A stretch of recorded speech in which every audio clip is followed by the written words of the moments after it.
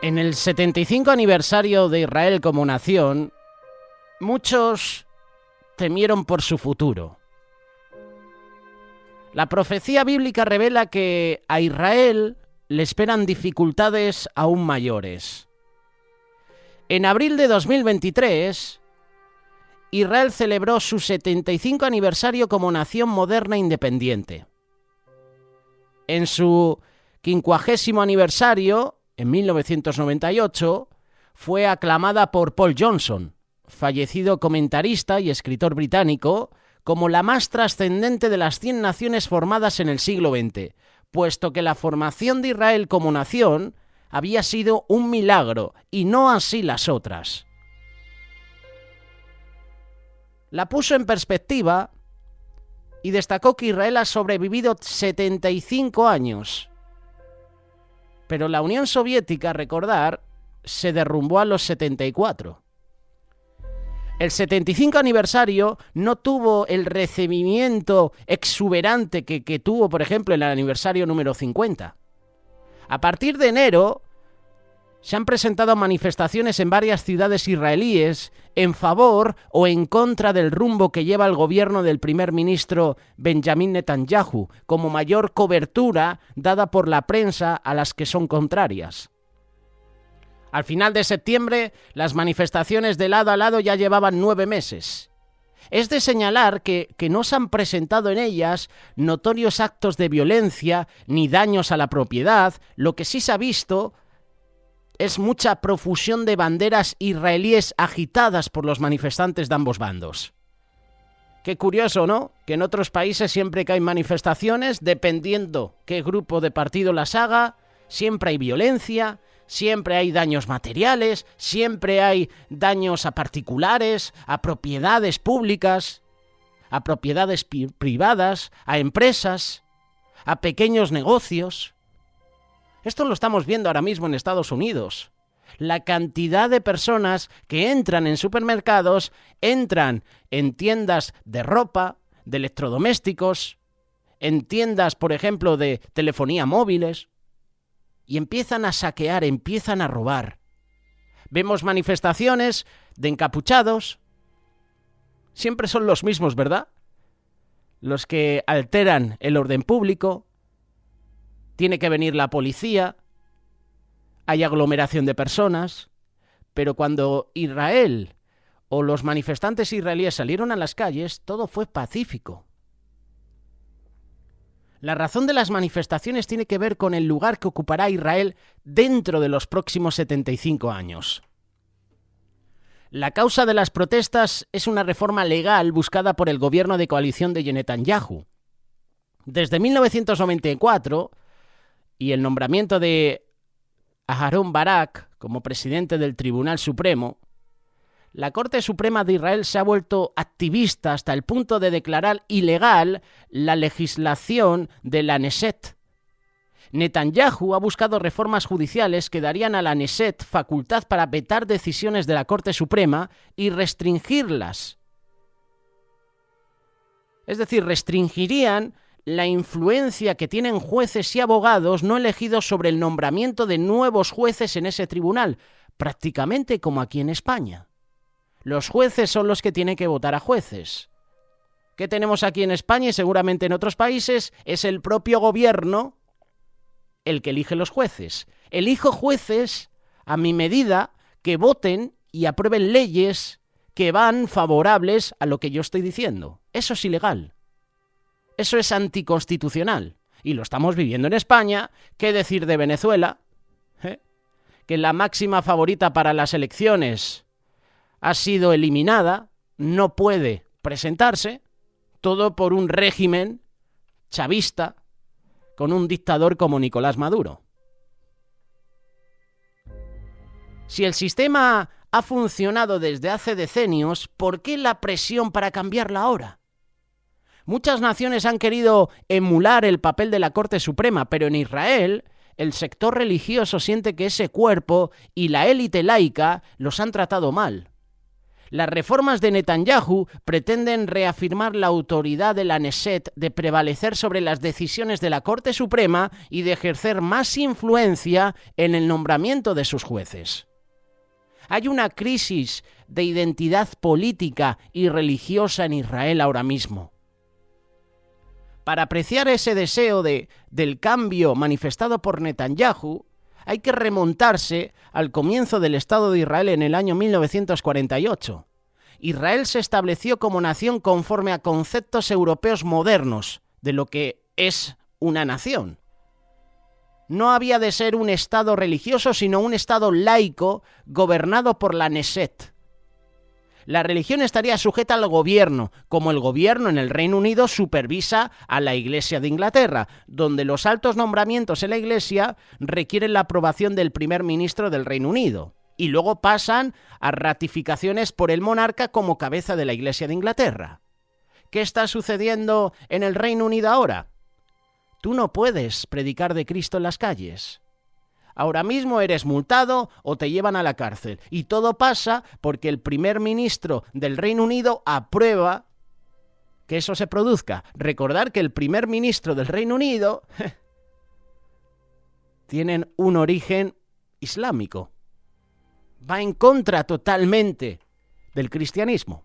Permite en sus calles que se manifiesten personas con religiones, como por ejemplo el hinduismo, como por ejemplo el budismo, permite que el Islam campe por las calles del Reino Unido como si nada, se manifiesten a favor de Palestina, a favor del terrorismo de Hamás. Recordar que los palestinos están en contra totalmente de Israel, y lo que hace el grupo terrorista Hamás, no todos, es aplaudido por ellos.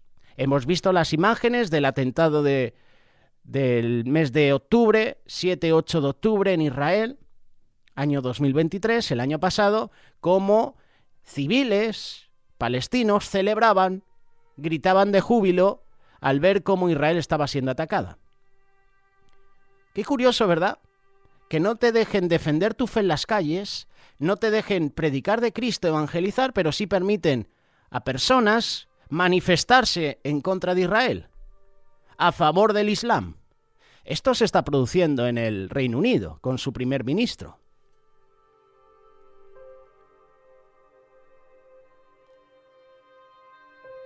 David Ben Gurión, el primero que ocupó el cargo de primer ministro de Israel, deseaba que los ciudadanos israelíes siguieran el ejemplo de las sabras, esos israelíes nativos que labraban la tierra y contribuían a su industria, y no el de los judíos religiosos dedicados al estudio, como tantos que habían muerto en el Holocausto de Europa.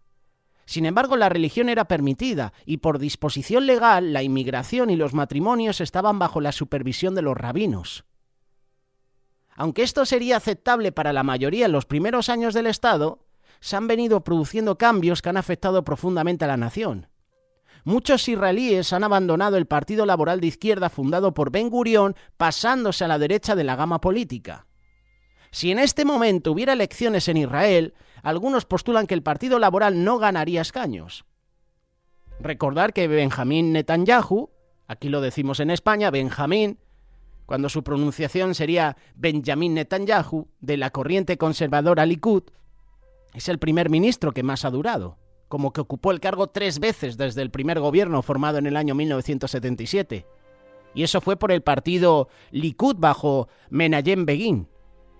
Pero conservadores o izquierdistas, todos los primeros ministros de Israel, desde David Ben Gurión hasta Benjamín Netanyahu, han sido de corte laico. Si bien el cambio hacia la derecha, la política israelí, es atribuible en parte a las políticas del Likud, hay un fenómeno mayor que está transformando la demografía de la nación con el aumento de los judíos mizraelí. Gran parte de esos religiosos tienen sus raíces no en Europa, sino en los países musulmanes vecinos. Los mizrajíes están llegando a ser una fuerza importante en las elecciones junto con la falasa o los judíos de Etiopía y los jaredíes, es decir, los ortodoxos. Hay que señalar también que la palabra laico no equivale a irreligioso. Aunque la vida del laico se rige por política y filosofía, muchos israelíes laicos guardan las fiestas religiosas como la Pascua o el Yom Kippur. Lo hacen más como conmemoración que como un modo de vida. Y esto se ve en la manera como la ciudad de Tel Aviv ha acogido la política de la identidad sexual. Tel Aviv, hay que ser sinceros, es Sodoma y Gomorra.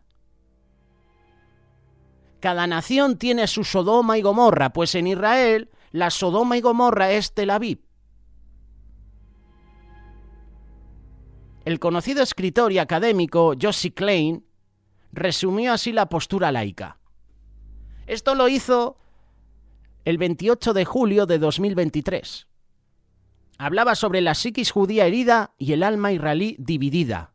Y lo escribió, y su entrevista la dirigió al Times of Israel. Mi vida judía es religiosa. Mi vida israelí es laica. Celebro el Estado laico que nos dio un hogar y nos enseñó a protegernos, que nos ayudó a sanar como pueblo después del Holocausto y recuperó a las comunidades judías de un Oriente Medio cada vez más peligroso y disfuncional. Sus declaraciones, 28 de julio de 2023.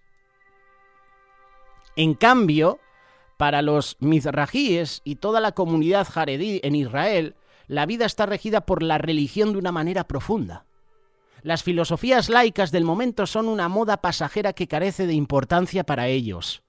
En los últimos años, los pequeños partidos políticos religiosos que se inclinan hacia la derecha han ejercido una influencia decisiva en la formación de los gobiernos israelíes.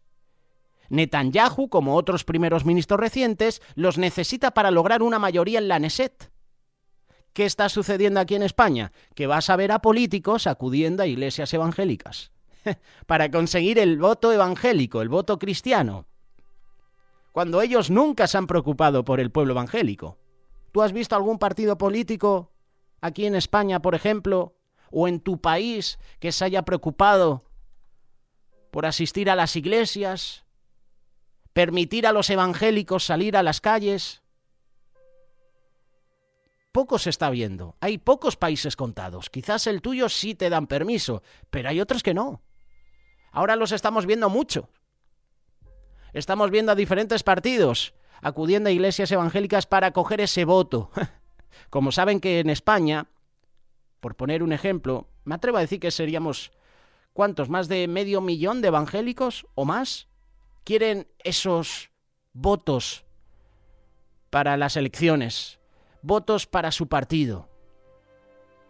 Por eso necesitan que haya grupos religiosos que puedan votar.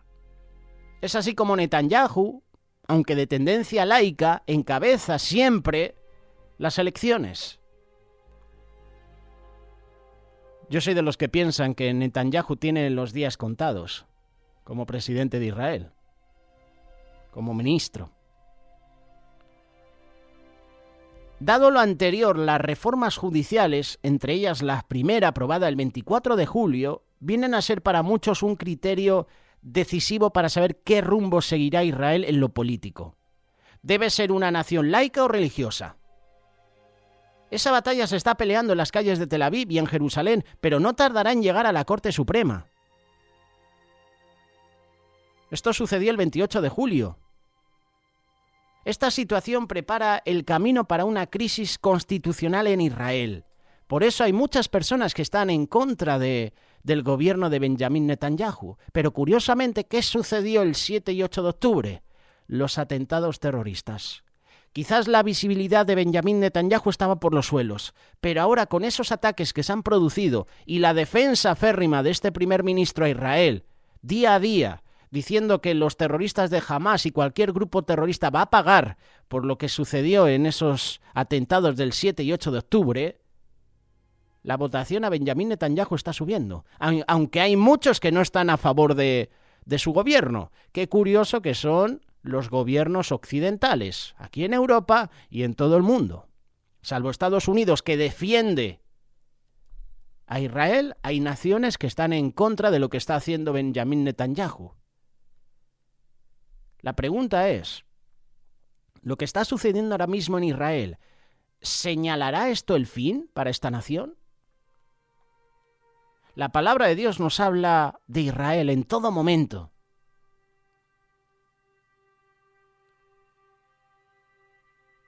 Lo que sí sabemos es mejor dicho, que fue el establecimiento del Estado moderno de Israel en el año 1948, que tú y yo un poquito podemos averiguar y sentimos esa necesidad de buscar información de lo que es Israel como nación y de lo que le depara en el futuro. Y para ello hay que analizar la palabra de Dios. En la Biblia se indica claramente que el Estado judío será una importante fuerza beligerante por la época del regreso de Jesús. Zacarías capítulo 12, versículo 1 en adelante. Jerusalén será un foco de tensión en nuestro futuro, y no en un futuro muy lejano. Cuando se estableció el actual Estado laico de Israel, el monte del templo estaba en manos de los jordanos. Carecía de interés inmediato. La preocupación judía por el monte del templo tenía que ver con la ubicación del lugar santísimo y ese afán de impedir que se pisara el suelo sagrado donde estuvo, profanándolo de esta manera. Ben Gurión estaba satisfecho como primer ministro porque sabía que se hallaba bajo el control del gobierno jordano. Israel ya tenía bastantes problemas relacionados con su supervivencia. En junio del año 1967, en la Guerra de los 6 Días, cuando las fuerzas judías capturaron Jerusalén y el monte del templo, el general Moshe Dayan, jefe de las fuerzas israelíes y figura formidable en la sociedad israelí, vio una bandera israelí ondeando sobre el domo de la roca, cuando sus fuerzas habían tomado el monte del templo y la hizo bajar comentando: ¿para qué necesito este Vaticano? Sus comentarios fueron reflejo de su mentalidad laica, especialmente la escasa importancia que daba a toda forma de ritual religioso, con poca consideración por la importancia del monte del templo para las oraciones de los judíos, esos judíos piadosos de todo el mundo.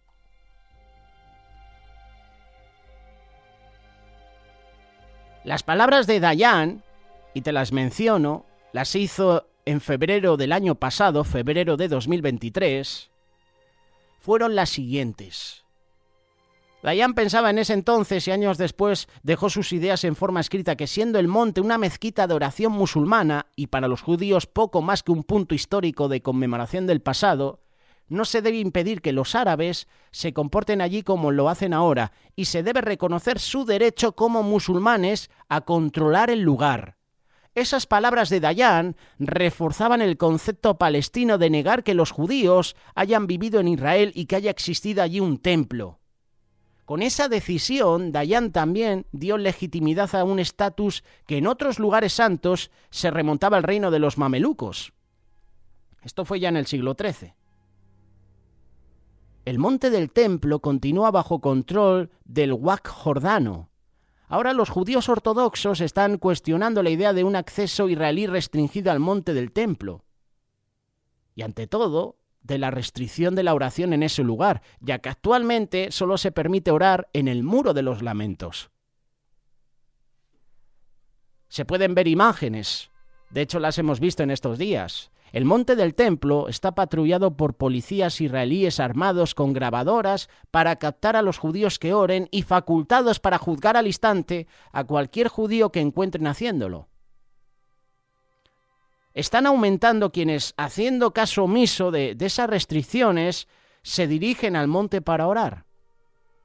El Día de Jerusalén, conmemoración anual de la captura de Jerusalén y el monte del templo en 1967, atrae al lugar a millares de judíos. El deseo de orar lo más cerca posible del lugar del templo es motivación poderosa para los judíos religiosos. Hay muchas personas que menosprecian las normas de la pureza invocadas por rabinos cuando se formó el Estado. Incluso en redes sociales aparece el ofrecimiento de muchos de añadir a sus propias oraciones las peticiones de orar por otros en el monte del templo. La pregunta es, ¿hay un llamado a la oración o a la guerra? ¿Qué depara el futuro si los judíos llegaran a orar abiertamente en el monte del templo, aún con la perspectiva de una multa impuesta al instante?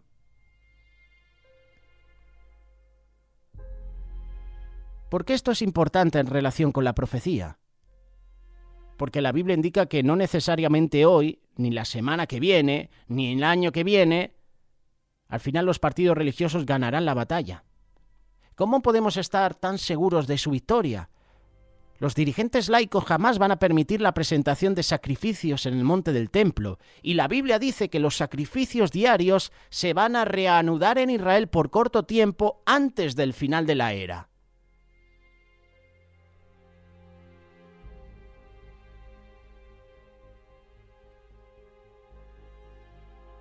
A menudo los gobiernos laicos buscan prohibir esas prácticas. En algunos países europeos, las autoridades locales ya tienen derecho de prohibirlas. Una vez ganada esa batalla, la próxima probablemente será la circuncisión de varones. Islandia ya quiso prohibir la práctica en el 2018.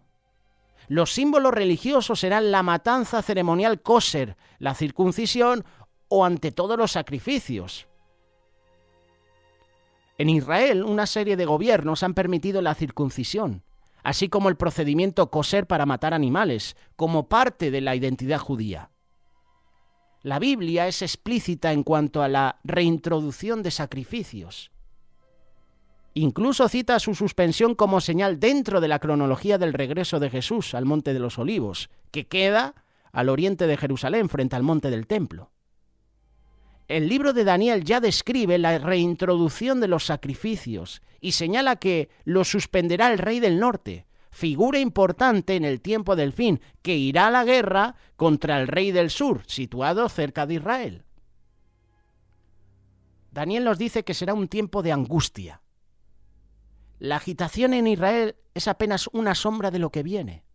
Dice la palabra de Dios que Jerusalén será sitiada, pisoteada por los gentiles. Luego de esos hechos, Jesucristo regresará a establecer su gobierno sobre todas las naciones del mundo.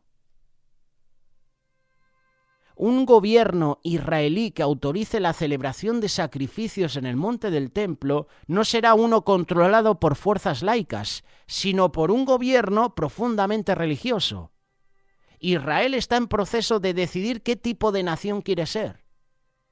Y esto se está acelerando por los ataques terroristas, por las naciones que cada vez se están poniendo en su contra. El hecho de que médicos y otros profesionales estén hablando abiertamente de abandonar el Estado de Israel es muestra de que entienden la profundidad de los cambios que están ocurriendo en su país. Hay grupos en Israel que se preparan para la reintroducción de los sacrificios. Tienen todos los materiales necesarios para erigir un altar, así como la vestimenta y los utensilios para que los sacerdotes cumplan el ritual del sacrificio. Esperan el momento cuando se sacrifique una vaquilla roja. Y eso será para la purificación del sacerdocio. Israel presenta claros contrastes en las formas de vida a sus habitantes. Su batalla actual es, en el fondo, una batalla para decidir qué tipo de nación será, laica o religiosa, conducta bíblica piadosa o vida posmodernista sin restricciones sexuales, como se está viviendo en Tel Aviv. Ningún bando acepta al otro, y el conflicto es inevitable. Pon tu mirada en Israel en los últimos días y te darás cuenta que lo que dice la palabra de Dios es real. Cada día tenemos que orar por la paz en Jerusalén.